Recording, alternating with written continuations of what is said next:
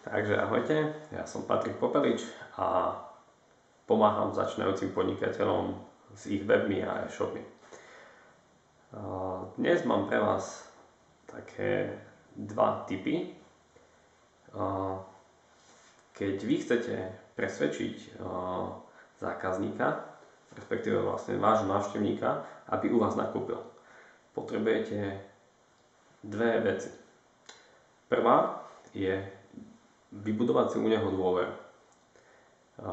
Ak chcete, aby u vás nakúpil, musí vám dôverovať.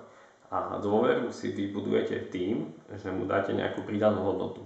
Že ho napríklad vzdelávate, poviete mu viacej o tom produkte, dáte mu nejaké rady, tipy.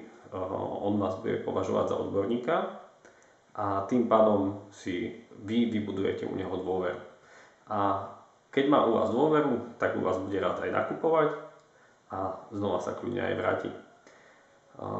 A druhý takýto bod, ktorý vlastne vám pomôže k predaju, sú vaše výsledky. Keď človek uvidí výsledky, tak ho skôr presvedčíte k tomu predaju.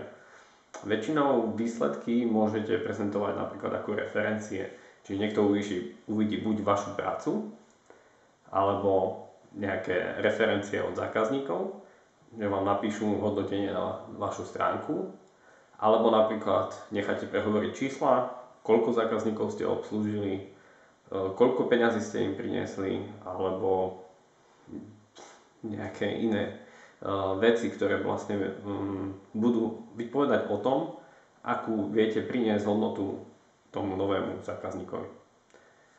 Čiže toto sú také dva dôležité tipy. Čiže vybudovať si dôveru a nechať hovoriť čísla, čiže výsledky.